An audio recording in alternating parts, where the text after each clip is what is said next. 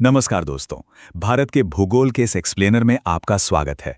पहाड़ों और नदियों के नाम तो हम सबने स्कूल की किताबों में बहुत रटे हैं, है ना? लेकिन आज हमारा मकसद सिर्फ उन नामों को दोहराना नहीं है। आज हम उस गहरे, जबरदस्त टेक्टोनिक इतिहास को डिकोड करने वाले हैं, जिसने असल में इस जमीन और यहाँ की जलवायु को ऐसा बनाया है जैसा हम आज देखते हैं। यकीन मानिए, ये भूविज्ञान की एक बहुत ही शानदार कहानी है। अब जरा इस बात पर गौर कीजिए, क्या आपको पता था कि दक्षिण भारत का जो हिस्सा आज हमें एक शांत समतल पठार के रूप में दिखता है, वो असल में उन गगनचुंबी हिमालय पर्वतों से करोड़ों साल पुराना है?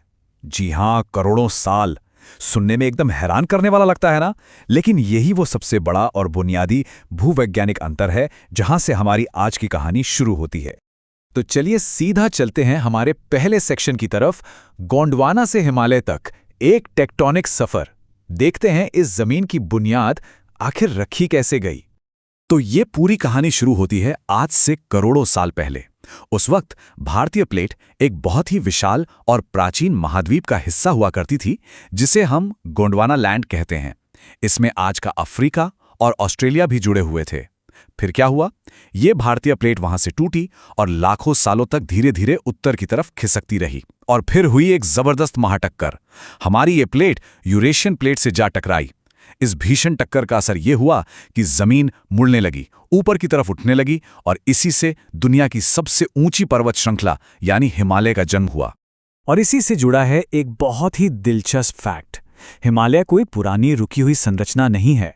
भूगोल की भाषा में इन्हें युवा वलित पर्वत या यंग फोल्ड माउंटेन्स कहा जाता है, क्योंकि ये भारतीय प्लेट आज भी यूरेशियन प्लेट को लगातार धकेल रही है।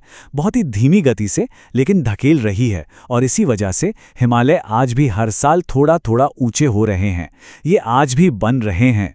अब हम आते हैं इस एक्सप्लेनर के सबसे अहम हिस्से पर, प्राचीन पठार बनाम युवा पर्वत, दो भारत की कहानी। ये विभाजन समझना बहुत जरूरी है। अगर आप ध्यान से देखें तो यहाँ दो बिल्कुल अलग दुनिया एक साथ मौजूद हैं। एक तरफ है दक्षिण का प्रायद्वीपीय पठार। ये भारत का सबसे पुराना, सबसे स्थिर हिस्सा है। ये उसी प्राचीन गोंडवाना लैंड का बचा हुआ टुकड़ा है, जो बहुत पुरानी आग्नेय और रूपांतरित चट्टानों से बना है, बिल्कुल शांत और स्थिर। वहीं दूसरी तरफ उत्तर में खड़े हैं हमारे हिमालय। ये एकदम युवा हैं, और क्योंकि इनकी निर्माण प्रक्रिया आज भी चल रही है, ये बहुत अस्थिर भी हैं। जहां पठार पुराने ज्वालामुखी के लावे से बना एक शांत इलाका है, वहीं हिमालय भौगोलिक रूप से एकदम नए हैं, और इसीलिए यहां भूकंप का खतरा बहुत ज्यादा रहता है। इस बड़े अंतर को आप पहाड़ों की ऊंचाइयों में भी साफ साफ देख सकते हैं। एक तरफ देखिए महान हिमालय को, जहां एवरेस्ट और कंचनजंगा जैसी युवा और गगनचुंबी चोटियां लिटरली आसमान को चीरती हुई नजर आती हैं। इनकी औसत ऊंचाई ही 6000 मीटर से ज्यादा है। लेकिन वहीं पश्चिम में देखिए अरावली श्रृंखला। अरावली दुनिया के सबसे पुराने पहाड़ों में से एक है, लेकिन करोड़ों सालों के मौसम की मार झेलकर अब ये घिस चुके हैं और सिर्फ एक अवशिष्ट या बचे खुचे पर्वत के रूप में खड़े हैं। एक युवा और जोशीला, तो दूसरा प्राचीन और शांत। पहाड़ों की बात हो गई, तो अब जरा हमारी जीवनदायिनी नदियों की तरफ चलते हैं, ग्लेशियर बनाम मानसून। अब जमीन के इस बड़े अंतर का सीधा सीधा असर यहाँ की नदियों पर भी पड़ता है।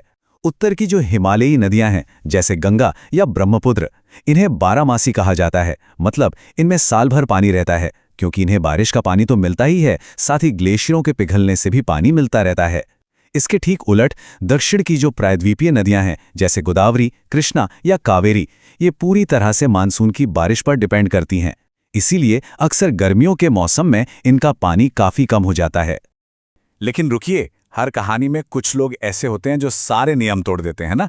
यहाँ वो काम करती हैं नर्मदा और तापी नदियाँ।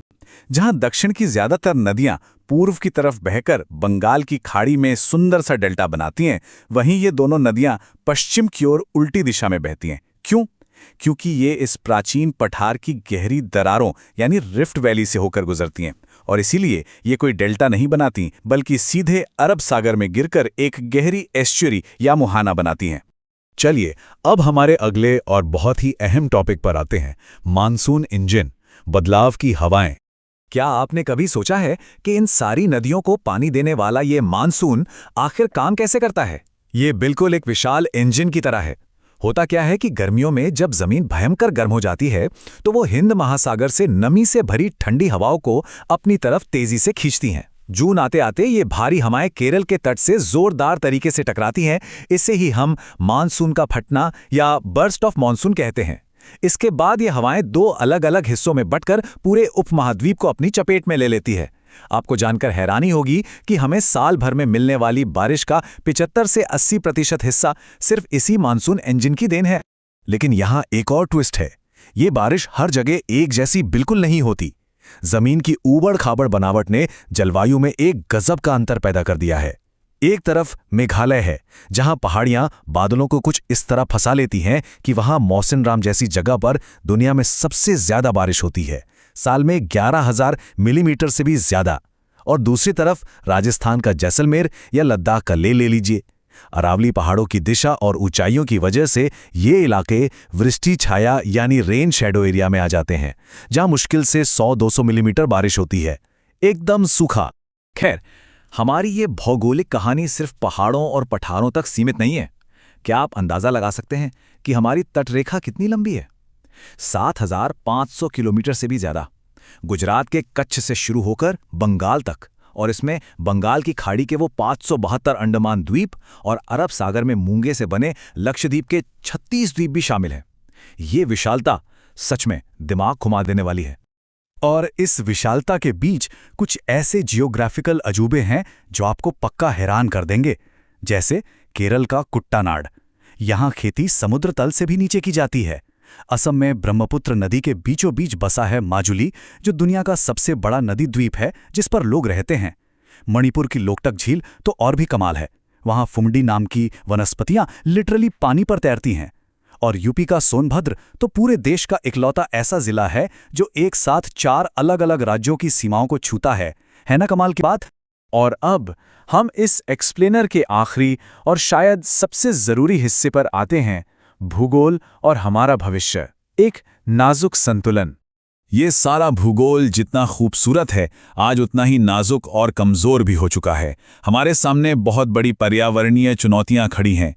सोचिए, 76 किलोमीटर लंबे सियाचिन जैसे प्रमुख हिमालयी ग्लेशियर दुनिया में सबसे तेज़ी से पिघल रहे हैं। अगर ऐसा ही चलता रहा तो उत्तर की उन 12 नदियों का क्या होगा? ऊपर से ये नया युवा हिमालयी क्षेत्र जोन 4 और 5 के हाई रिस्क भूकंपीय क्षेत्रों में आता है। कोसी और ब्रह्मपुत्र हर साल भयंकर बाढ़ लाती हैं और हमारे पूर्वी तटों पर लगातार चक्रवात बढ़ रहे हैं। ये सब हमें याद दिलाता है कि ये जमीन कितनी संवेदनशील है। तो अंत में एक बहुत ही गहरा सवाल हमारे सामने आकर खड़ा हो जाता है। एक तरफ हमारा वो प्राचीन एकदम स्थिर प्रायद्वीपीय पठार है, और दूसरी तरफ युवा उथल-पुथल से भरा हिमालय जो आज भी अपना आकार बदल रहा है। जब जलवायु परिवर्तन इस पूरे मानसून इंजन और ग्लेशियरों को बिगाड़ रहा है, तो हम विकास की अपनी ज़रूरतों और इस करोड़ों साल पुरानी गतिशील प्रकृति के बीच एक बैलेंस, एक संतुलन कैसे बनाएंगे? इस एक्सप्लेनर से एक बात तो बिल्कुल साफ है दोस्तों, भूगोल कोई रुकी हुई चीज़ नहीं है। ये आज भी लगातार बदल रहा है, और शायद अब समय आ गया है कि हम इसके साथ तालमेल बिठाना सीख लें। इस विषय पर आपकी क्या राय है, ज़रूर सोचिएगा।